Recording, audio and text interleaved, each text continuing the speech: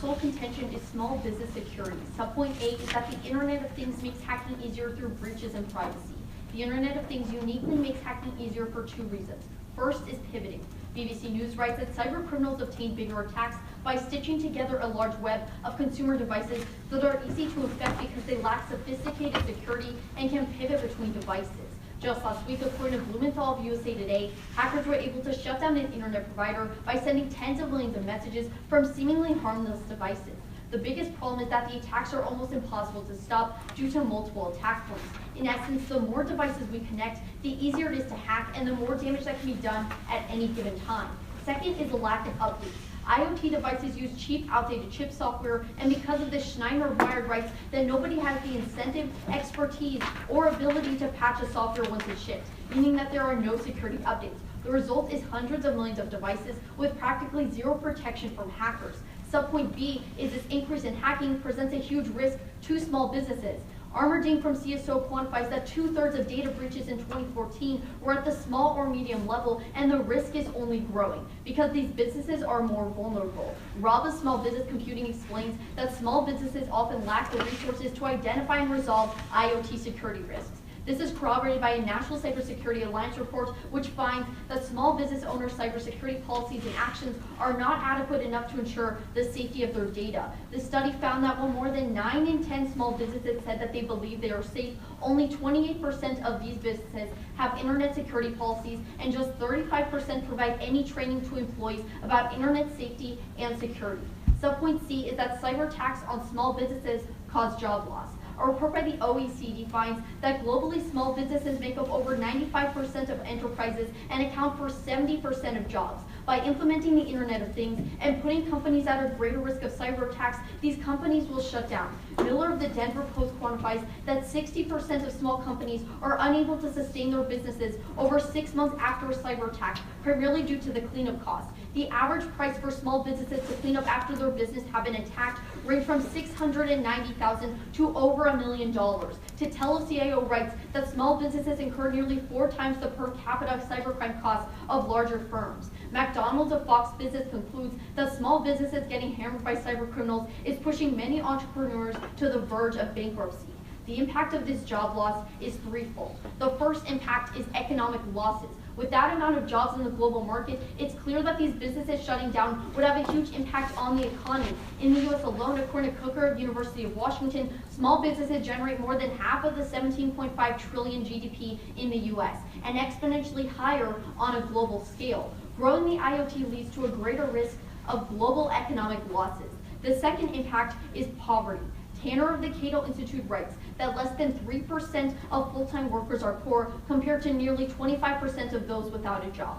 That statistically proves that having a full-time job makes you 9 times less likely to live in poverty, a direct benefit. Implementing the Internet of Things increases unemployment, which increases poverty. The third impact is lives lost. The closure of these small businesses and subsequent job losses worsens the lives of those who are jobless, and this decrease in quality of life leads to a higher risk of mortality. Roffles of Stony Brook University quantifies that the mortality rate was 63% higher among those who experienced unemployment than those that did not. Because we believe that you should protect those who can't protect themselves, Alex and I are proud to be. We're going to run a couple seconds.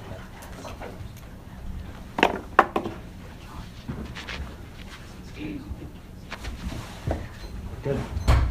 6 seconds. Did you say 6? Yeah. Is everybody ready?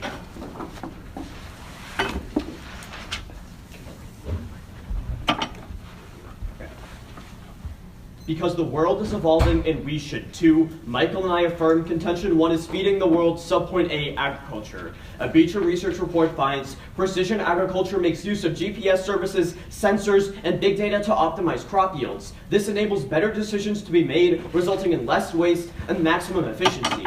Jeff Hahn of RCR Wireless News finds farmers using agricultural IoT systems increase yields by 15% as a result. A report from the World Bank finds that by reducing food prices and creating induced employment, every 1% increase in crop yields creates a 0.6% reduction in poverty.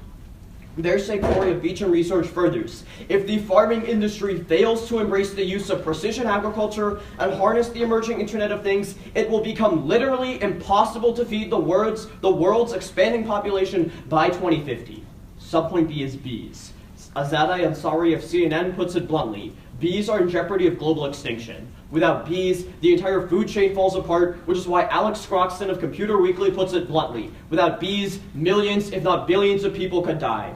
Because of a lack of accurate data, scientists have been unable to pinpoint the cause of the decline in the bee population, but the Internet of Things can solve this crisis. Carmen Peter of Forbes explains that with IoT, accurate data collection can help scientists pinpoint the problem and find solutions. For example, beekeepers could collect data on temperature and humidity in and around hives, or the effect of light and noise. Crucially, businesses can measure at the rate at which bees enter and leave the hive.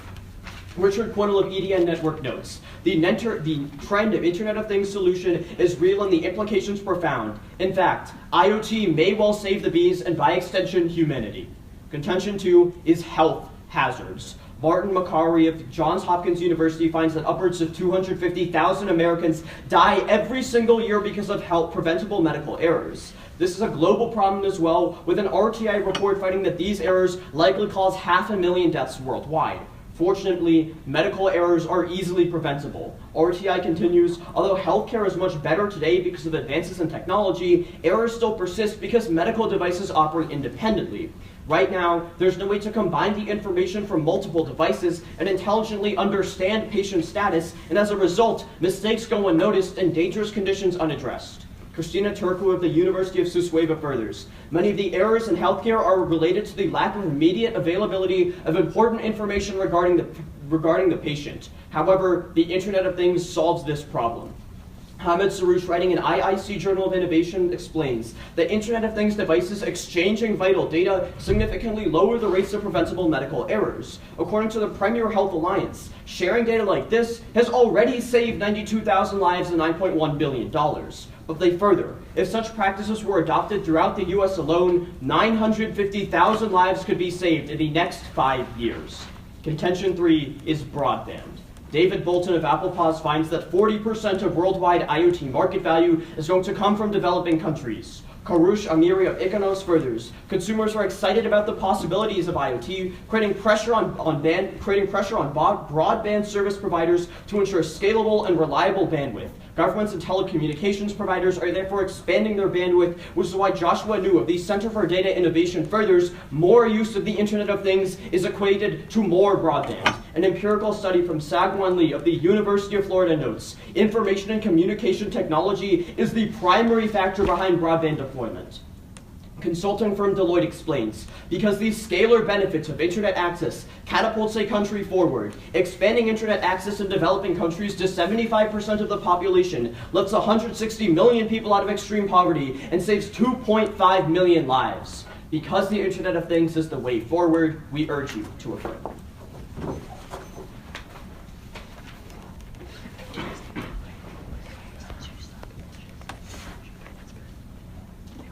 Ready? Yep. So in reference to your first, second, and I guess third contention, you talked about these impacts that can occur in the developing world, correct? Yeah. So how exactly are you transporting this newly developed technology that's developed in the developed world and taking it to the undeveloped?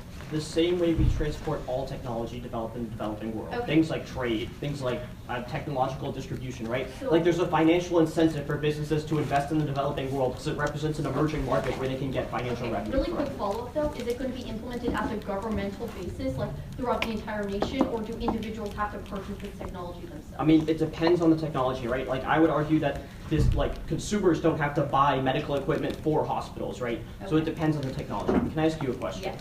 Your entire case is contingent on this idea of stitching devices together to attack businesses, right? Not necessarily. We give two warrants as to why you would see an increase in so let's talk about the first one then, which is the stitching. That's called a DDoS attack, right? Like your impact of that is a DDoS attack. You want to tell me what a DDoS attack is? Distributed denial of service. Can you steal data with a DDoS attack? Okay, I know what you're going to tell me. You're going to reference the Blumenthal card and how they shut down that website, correct? No. right? No, Okay. I wasn't going to. All I right, was well, just I've going done a lot around this. So let's look. A DDoS attack occurs when you send a bunch of data to a server and you crash that server. It has nothing to do with data theft, which is important because it means it has nothing to do with privacy. So you still crash the server. Isn't that still an economic harm to that private business? Here's what's important. As the negative, you have to defend harms of decreased personal privacy. A server crashing does not harm someone's personal privacy, which is why DDoS attacks are inherently non-resolution. Okay, well, we would say that cyber attack is an invasion of your personal privacy, and Alex is going to come up and tell you Whoa, why wait. we're wrong. A cyber attack that steals your data certainly might be, but a cyber attack that crashes a server that controls YouTube is not an implication of personal privacy. Two things. First of all, it's still an invasion of your privacy because it's taking over a device that you were expected to rely on and see as private. But then second of all, it's not on YouTube. It's on small companies that can't afford to have this software. Okay, so let's talk about what got taken down in the example you give. What company got taken down? I mean, okay. Again, this Blumenthal. It was one of the largest internet service providers in the world. Sure, but the warrant still stands. It can happen to those larger corporations, then it sure as hell can happen to the smaller corporations because they have way less software and security. No, the opposite is true. If I'm a hacker group and I've gone through enough effort to take over like tens of millions of devices, why would I target a local business? Like, Okay, what incentive do I have to take down like the local laundromat? I'm not a hacker, so I don't know their incentive. But what I'm trying to tell you is that it's happening now. They're not even getting profit or money from the hacks, but they're still occurring. That's why one in because every they two want to businesses spread are hacked, fear, and the way you 60% of those end up shutting down. Yeah, because they want to spread fear from cyber attacks, and the way you do that is not by taking down small business, it's by taking down big business. Are you guys running faster? Oh, this means my second, right? Cool. Yeah. Just making sure. For a second. Okay. So.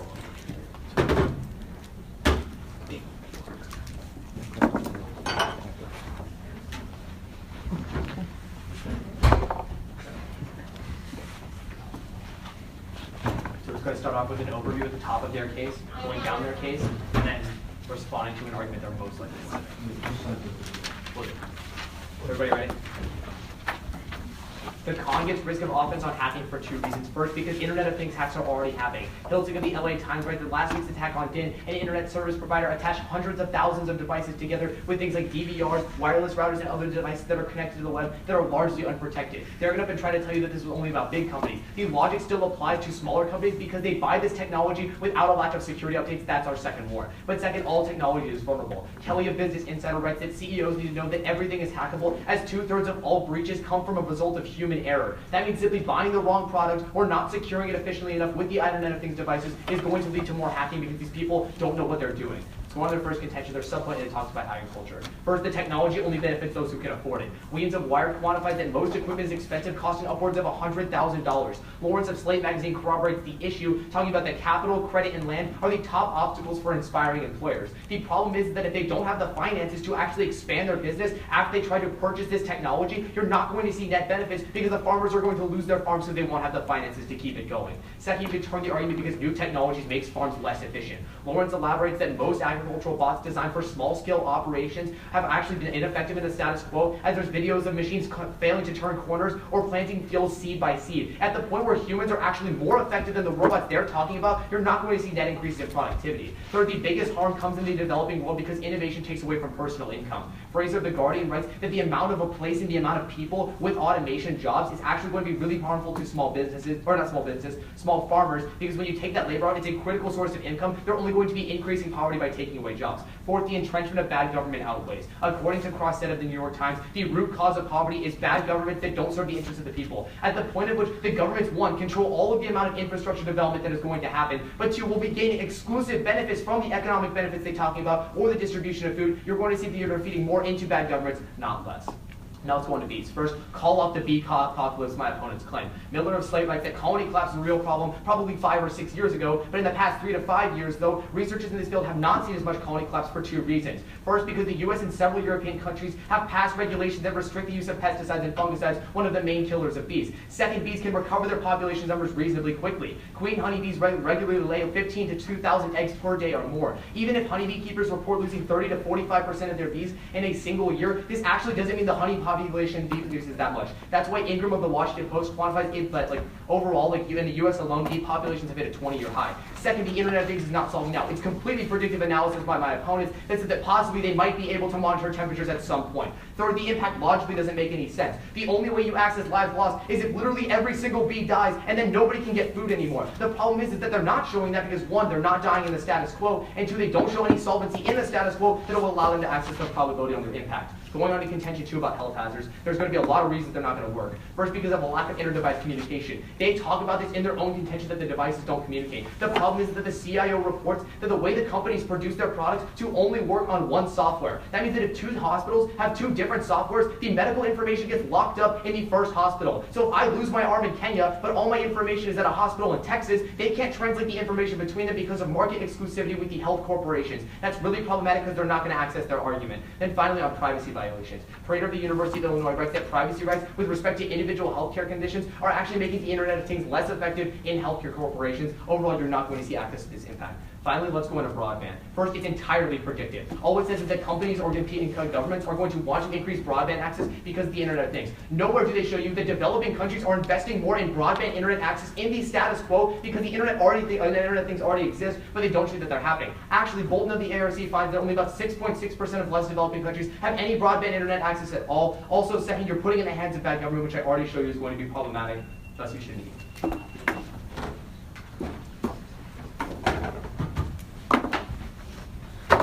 Couple seconds to wrap.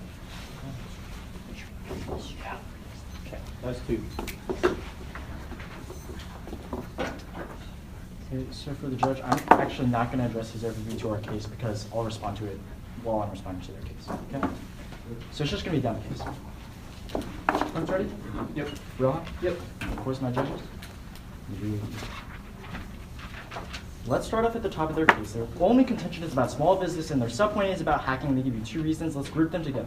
The first main problem is that it's completely non-resolutional, and Rohan points this out in Crossfire. The large attacks, the large-scale attacks that they're talking about on these big businesses or other businesses are called a DDoS attack, or a distributed denial of service. What this means is that it's a large attack, and it shuts down the server that the company uses or anything. But there is no data theft that occurs. That means it's not taking away any of the consumer's privacy because none of the data is actually being used. None of the data from the consumer is actually being breached. At that point, this argument and their entire case is non-resolutional. They have no offense from the get-go. But then, this is specifically why we can see from their example. They said that there was a large attack like sometime last week, and it shut down the internet. That's precisely what we're telling you. These DDoS attacks shut down the server and crashed the server. There's no theft of info, though. Until they can show you that there is, they can't be winning today's debate round. But second of all, the cybersecurity risk we would contend is very sensational. As according to James Lewis of the Center for Strategic and International Studies, the reason why all of these firms and these companies are reporting these high cybersecurity risks is because of the media hype over it. There's no actual quantitative stuff that actually shows that there's a large threat to cybersecurity. On net, you can minimize the scope of their impact because they can't provide you any quantitative scope or magnitude of how much data theft is going to occur or the harms from specifically cyber attacks. They just tell you cyber attacks are going to occur. They don't show you how many. But then third of all, there's very, very little added risk from beyond what's happening right now. According to Earl Perkins, security analyst at Gartner in 2015, he finds that IoT security concerns are overblown. Up to 80% of the cybersecurity information that we already have can be applied to the Internet of Things, which means that we only have to make up about 20% more. That means that we don't need actually new knowledge about how to tackle these IoT issues. We already know how to solve the problems. The only thing is we just have to apply the solutions we already have and do a little bit more learning. They don't show that we can't do that. But then fourth of all, you can turn this against them because investment in cybersecurity is already going up. According to a 2016 report from Newstar, 84% of organizations, which includes the small businesses they're talking about, are investing more in DDoS defenses than they did last year, specifically because of the Internet of Things. And Steve Morgan of Forbes reports in 2015 that the Internet of Things security market is expected to grow by nearly $29 billion by 2020, and the global IoT security market by 55% by 2019. This means you can turn the argument against my opponents because not only the problem they're talking about do we solve, but also organizations are developing stronger resilience in general, which means that there are spillover benefits as well. But then go further down to their second warrant, where they talk about how we can't have security updates because the chips that are in these IoT devices can't be updated. That's not true anymore. According to a very recent report in October of this year from Stephen Lawson of Computer World, he tells you that new chips have already been developed to deal with the cybersecurity issues on the Internet of Things, especially the DDoS attacks. While before we had chips that couldn't be updated, that's already a problem that's been solved. You don't link it to any of their harms. But then, let's go to their subpoint B. The thesis of their entire contention, their entire subpoint here, is that it's going to hurt small businesses because small businesses don't know the problems and they're not going to invest. We solve this problem. According to Drazen Drages of Securitas Global, he writes and concurs that many companies are neglecting strong cybersecurity right now because of lack of awareness of just how common and damaging the security breaches are. This is really important because he tells you, quote, that for the state of cybersecurity to improve, it will require businesses to accept that with every new solution, there will likely be a security concern. And the only way this happens is with the adoption of new technologies like the Internet of Things. They can tell you that we're going to see some of these harms. We would contend that the biggest issue, like they tell you, is that companies don't know about the risks. The only way is to increase awareness. We outweigh on 3 ways. First, we're a prerequisite, because if you want to ensure cybersecurity, we have to invest with the Internet of Things first to increase cybersecurity. B, on time frame. They're telling you all of these short-term harms are going to occur. Sure, we'll solve them in the long term by increasing investment. C, on scope. We tell you that there are spillover benefits because by investing in Internet of Things security, you're also having spillover benefits in other forms than traditional things that can't be solved. But second of all, we tell you that mass data thefts aren't from this. According to Neil Gershenfield of MIT, he finds that the problem with mass data thefts is because of lack of cryptography and the fact that companies fail to encrypt their consumers' data. We should solve that problem by increasing investment and awareness. Before we start crossfire, can I see the Lawson card? Lawson, yeah. You have Lawson? Where's Lawson? Yeah, right. The one that says that new chips are predicted. Yep. Oh, yeah. Oh, and also the part of the 76% that says that small businesses are investing. Because you said that like all the businesses that are investing include small businesses. So it's the part that it The says that. 86% of organizations are adopting IoT. Yeah, and then the part that says small businesses. in that.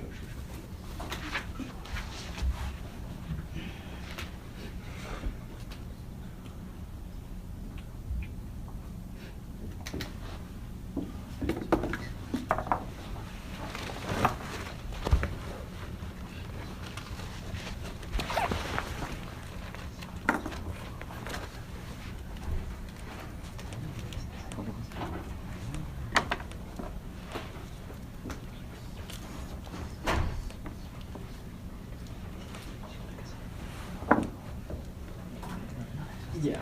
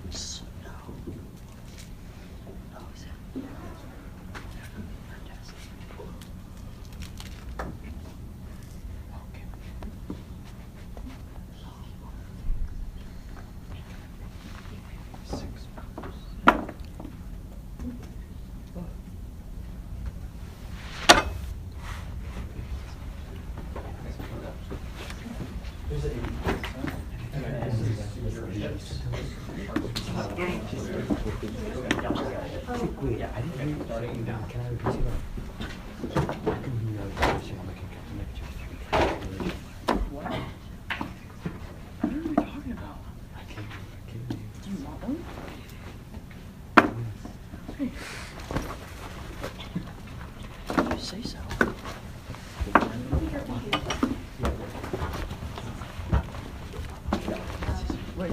Yeah, we'll continue.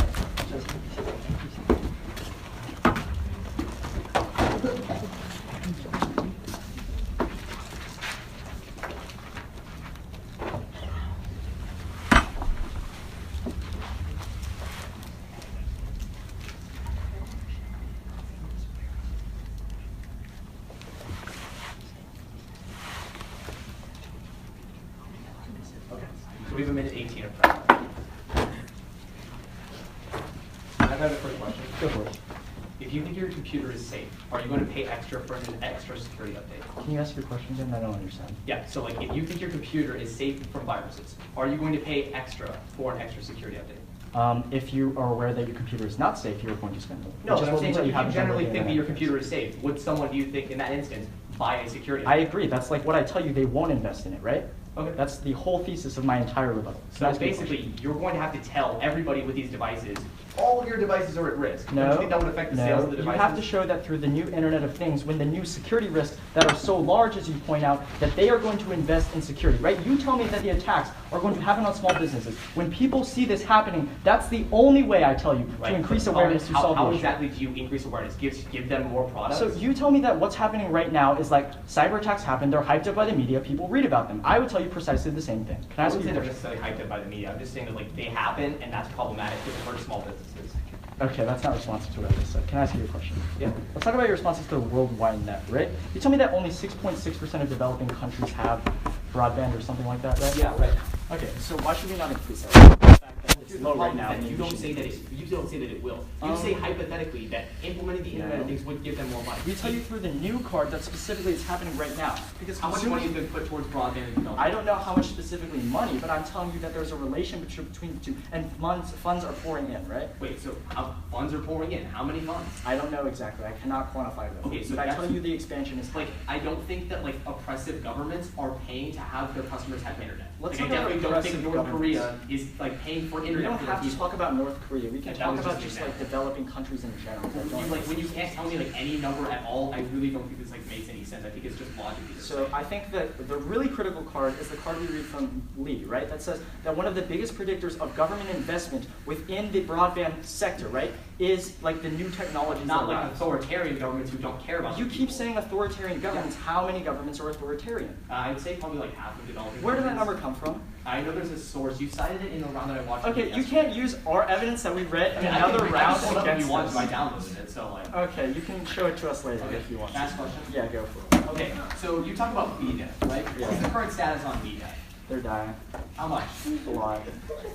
Do you really read any numbers for that, or are you just? They're reading a lot. I think we read like a statistic. I don't remember it off the top of my I head. It's don't probably, think like, you do. I read it 19% every year, something like that. So Right, but like the critical thing about your response is that saying that bee deaths are going down in North America and Europe. No, we that was tell like you one let's of the have food security and all the First, other that was places one of around the that was one of the warrants that said that North America and Europe are enacting Sure, with reducing regulatory pesticides. on it. And then you just But told me also that I feel bees like can a lay lot- eggs really quickly. I Wait, mean, yeah. wait, here's the critical thing. Bees have always been able to lay eggs very quickly. The fact is we're seeing the reductions right now and, because like, of other scientists factors. just simply don't know what happened over No. the period like 5 to 6 years ago. Right now, I tell you that it's Not true. like stable and increasing.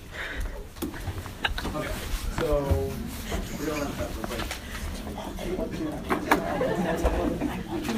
You guys having On different sides. No, we read and say no, we miscan speak. See, we take consider. Yeah, programming.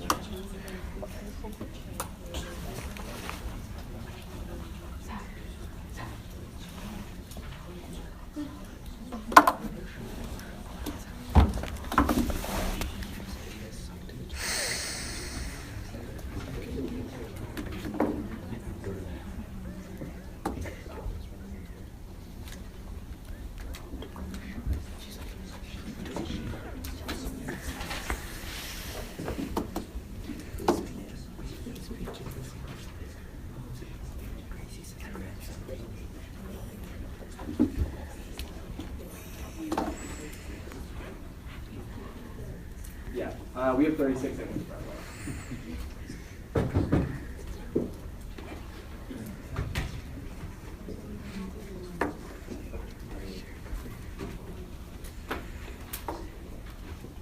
Okay, just based on this.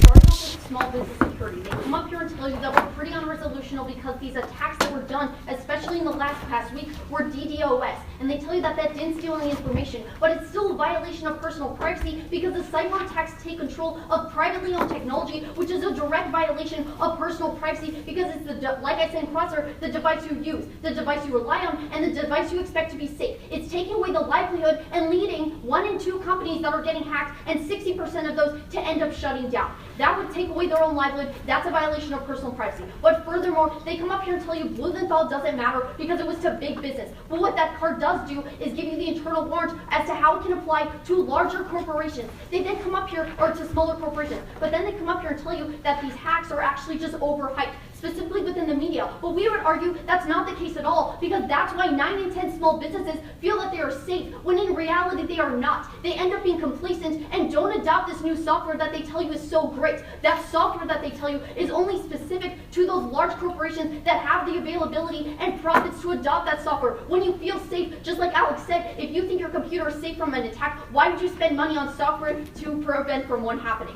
But then furthermore, they then come on and tell you that you're going to be seeing an increase of this investment. But at the point where there's the complacency effect, that's not occurring. Let's go into their case, specifically their advocacies of agriculture. Remember that that's only going to lead to an increase of income inequality because most people can't afford. It's upwards of $100,000. That goes unrefuted. Furthermore, to bees, if they tell you there's a direct link between lives and bee deaths, then where are the deaths that have happened in the population? They never show you this. It's all hypothetical. All the impacts they give you of the Internet of Things solving lives are hypothetical. That's why you can go into health, where Alex tells you that the interconnectedness that they talk about is so bad, can just turn their own arguments because you're not seeing any connectivity between these hospitals. But then furthermore, going to broadband, they tell you that adopting internet in these countries would be so beneficial. But at the point where I can't eat or feed my family, then how effective is the internet? We'll begin running some prep now. Yeah, we're gonna start. Starting now.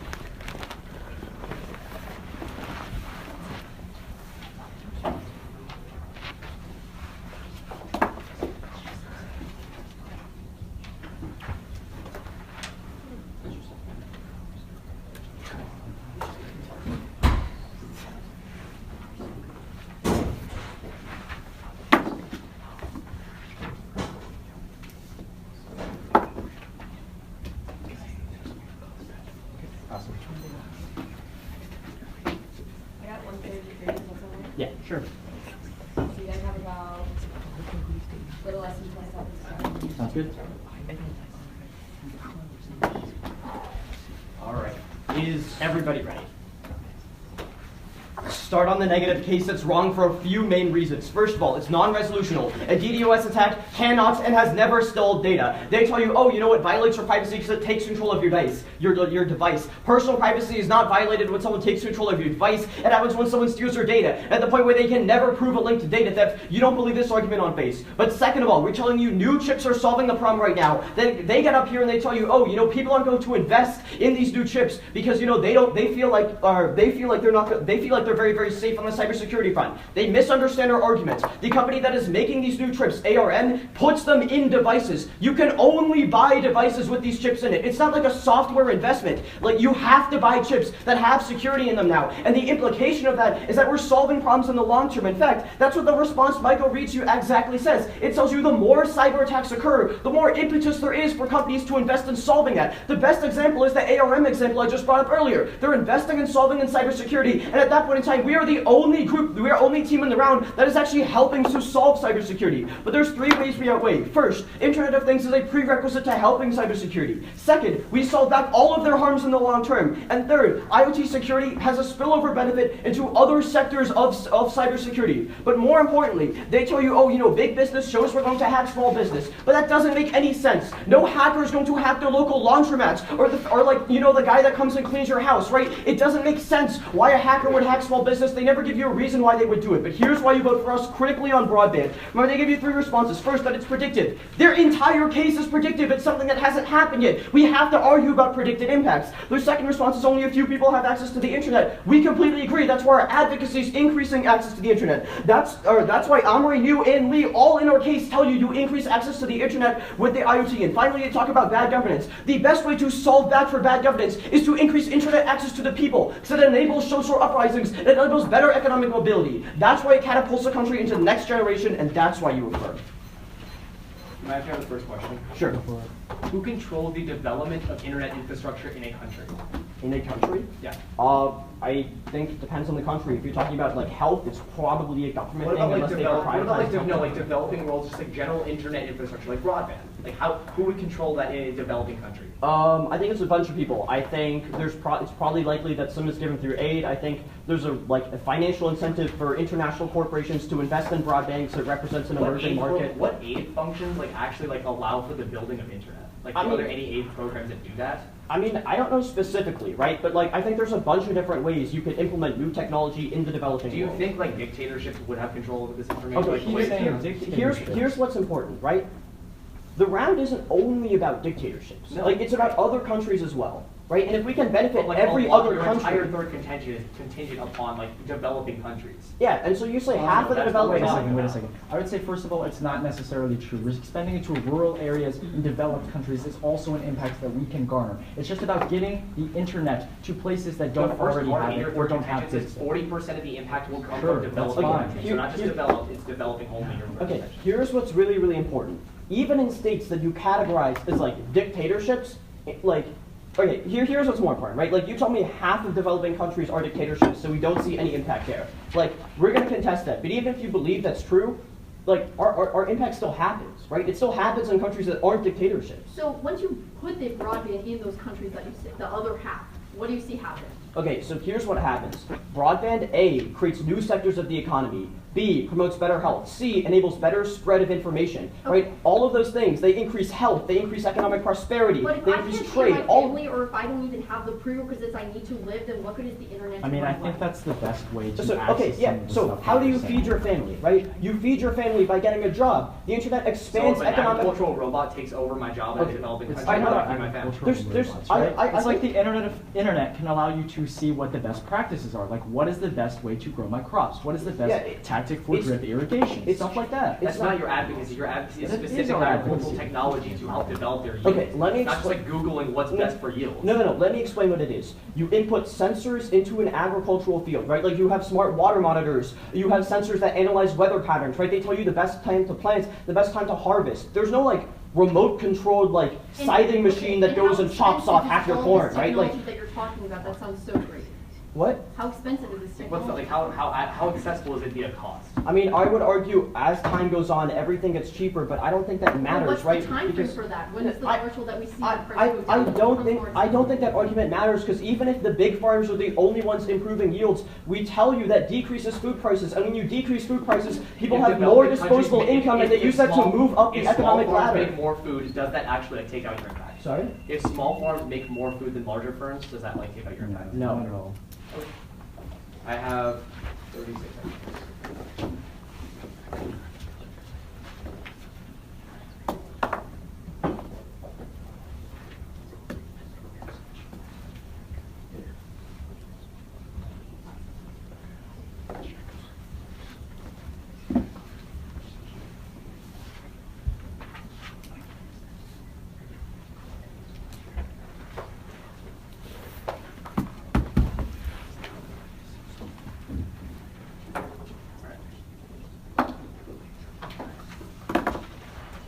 Alright, so it's going to start off on the cyber attacks and personal privacy argument, go on to small businesses, then on to the pro case, then on to Wayne. Is everybody ready? My opponents will contest that cyber attacks are not an inherent version of privacy. All they're saying is that it's not a violation if my personal device is hacked. I would disagree with that, and considering neither of us provide an actual definition of personal privacy, what we tell you is that the logical warrant of your devices and your information being stored on that alone is a violation of personal privacy, even if the data is not stolen itself, because you still rely on those devices to be effective and so for you. Now let's go on to the one contention for us versus small businesses. They're trying to say that if we don't have probability, everything's going to increase. The problem is that we should use direct probability in our subpoint B. The armamenting evidence shows you that 2/3 of all data breaches, DDoS attack or not, occur at the small business level. That's really problematic because the Miller evidence, they never contest, shows you that 60% of small businesses after they're attacked are failed. We also provide evidence that says that half of all small businesses in the entire world are hacked. That's really problematic because if you see these hacks leading to more corporation losses for these small businesses, you see a lot more harms, the increasing, you link it to our impacts through that. Not only that, but you're also going to see that overall the complacency argument is still going to stand. The only evidence they give to counteract this is that new chip software will be better. Nowhere in their evidence do they say that all Internet of Things devices will have these new chips. It just says that new chips practically exist, not that it will be in all the technology. What we tell you specifically is that small companies can't or won't pay for these new technologies. You're not going to see these security updates. You're still going to see the flaws. That's why it's happening in the status quo, and that's why it will increase in the future, going away on probability. Now let's go on to the pro case. First, on agriculture, which is going to be the tried linking the biggest single lies. First, we already showed it's going to increase income inequality. They never contest the fact that the machines in the status quo that are being used cost a lot of money. But second, they try to say, and then also you can drop B deaths, but they're definitely not going to go for that. But even if they do, I already showed that they're not dying right now. They just make that conjecture. Finally, on health, I show you that interconnectedness doesn't happen. That's really problematic because even if you buy the infrastructure increases, the way that the actual technology is designed, they don't communicate with each other because companies want market exclusivity, and without that, they're not going to link in. Then on broadband, again, they're not going to like developing countries clearly aren't going to prioritize this because one, they haven't been prioritizing it over however many years we've had the internet, and also it's not going to, bad governments aren't going to pay for it. First, that's the best link into poverty because that's the cross set evidence, but also on weight, you're going to outweigh on 92 because of the global economic impact and probability because we show you what happens in the status quo. We're going to run the rest of the prep.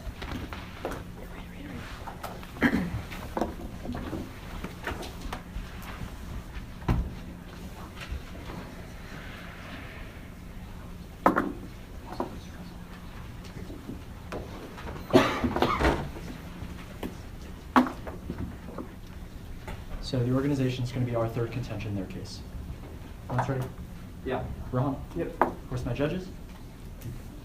Let's start off with our third contention about the worldwide net. The only response he gives to this in final focus is that governments haven't prioritized it before. That is precisely the problem. And we say we solve this problem with the Internet of Things. The new card specifically tells you that the Internet of Things in developed and developing countries is driving the growth of the Internet because these government and telecommunication services want to provide it because it's an economically viable thing now, right? Because with the Internet of Things, they want to get that. But then the Lee evidence also tells you that information and communication technologies are the best predictors of broadband expansion. At that point, we are linking in because we tell you that this leads to massive expansions and a lot of poverty reduction. Data loss quantifies there's a 160 million decrease in poverty and 2.5 million lives are saved. This is a prerequisite to all of the things they're saved because you need to be alive to experience poverty. That's as simple as a social hierarchy of needs. But even if you don't believe we're winning this on strength of link or whatever, we're winning on their case, and this is really, really important. On privacy, the first main problem with their advocacy is that the DDoS attacks never steal data. He provides the justification in final focus. He says, if your device is hacked and then they hurt the functionality of your device, and then your information is stolen, he always has to add that addendum of saying your information is stolen. But we tell you that the data is never stolen. If someone hacks your Fitbit, that doesn't steal your information, it just temporarily shuts it down. It's non-resolution on their side. They can't advocate it for it being a harm. But second of all, we tell you that new chips have already solved this. The loss in evidence, which goes clean unresponded to in every single speech, tells you that ARM has already manufactured new chips that solve for all of these problems. And this is really critical because Rohan tells you in summary that these ARM chips are mandated to go into every single Internet of Things devices. That means that when they say small businesses won't adopt these new chips, that's not true because when they adopt Internet of Things devices, they have to adopt these new secure chips. But then third of all, and most importantly, the Drasich term, which goes clean unresponded to, tells you, quote, that the only sustainable way to get cybersecurity in the long term is for new technologies to arise and cybersecurity problems to be exposed. We outweigh in three ways. A, it's the prerequisite to getting cybersecurity in the long term. But B, we outweigh on time frame because all of their harms are only short term. They're going to be solved back in the long term. And C, on spillover. We solve both cybersecurity within the Internet of Things and outside of it. Thus, we urge you to